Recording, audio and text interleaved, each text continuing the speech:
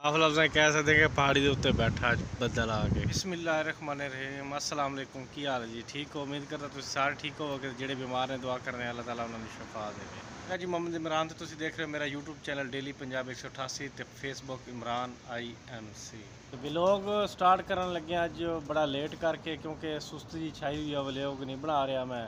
तो सुबह एक मैं वीडियो क्लिप लिया सी बहुत प्यारा कि पहाड़ ते ना बदल आया बैठा सी, तो वो मैं थोड़ा अगे दिखाना, तो हुण भी दिखाना कि पहाड़ किहड़ा हैगा ते उत्थे बदल आया हुआ सुबह। हाँ जी, ये पहाड़ नज़र आ रहा है ना जिहड़ा, इहदे उत्ते अज बदल सी, इहदे उत्ते बदल आया बैठा सी, यानी कि बदल बहुत नीवा सी। अज थले थले बदल हैगा सी, ते मैं उस टाइम वीडियो बनाई तो टाइम को नहीं सी मेरे कोल, एक तो दूसरा क्योंकि पहाड़ हैगा आबादी इलाके च, तो शायद उत्ते चढ़ना मना होना है। तो मैं थोड़ा वीडियो विखाना कि बदल कितना नीवा सी अज। हाँ जी, वो पहाड़ी नज़र आ रही है, तो पहाड़ी के उत्ते बदल आ गया जी, यानी कि साफ लफ्ज़ कह सकते हैं कि पहाड़ी के उत्ते बैठा बदल आ गए। तो पहाड़ी थोड़ी दूर है, तो बहुत वड्डी उचाई हैगी, उत्ते जाना नामुमकिन हैगा। मुमकिन नामुमकिन तो नहीं हैगा जी, टाइम नहीं हैगा साडे कोल, नहीं तो असीं अज तुहानूं बदल दिखांदे चल के उत्ते, ते खुद भी वेखदे।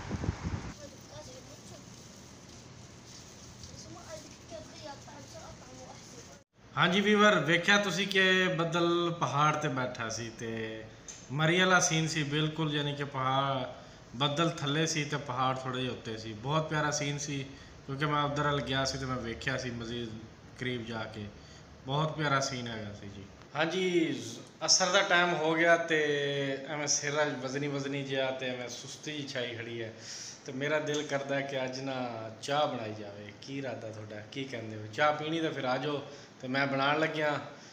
चाह नहीं बनावांगा, बल्कि दुध वाली नहीं बनाता, मैं बनावांगा जी कावा, उहदे विच इलाचियाँ, उहदे विच सौंफ, जो पक जाएगी उहदे विच पावांगा नींबू। आए हाय, जिन्हें पीना तो जल्दी जल्दी। आय हाय हाय हाय, क्या मज़ा आएगा यार, क्या मज़ा आएगा। इलाचियाँ, सौंफ, पत्ती, पानी, ओए होए थले गैस की अग, मैं कहना मज़ा आ जाएगा, मज़ा। मैं करदा जी कावा इंजॉय, तो तुसी करो मेरी वीडियो इंजॉय। तो उम्मीद करदा अज दी वीडियो अच्छी लगी होगी, अगर अच्छी लगी तो मेरे चैनल को सबसक्राइब करो। तो मैनू दो इजाज़त, अगली वीडियो तक रब राखा।